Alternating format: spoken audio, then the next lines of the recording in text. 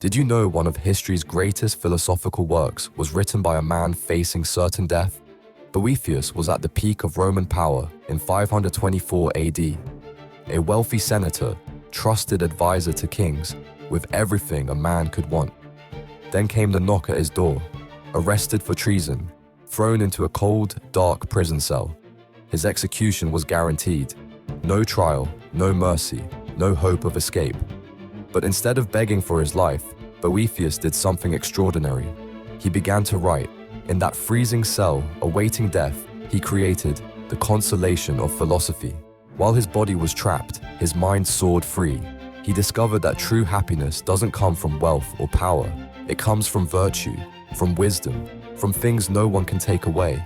The man who lost everything found what really mattered. His body perished, but his words became immortal.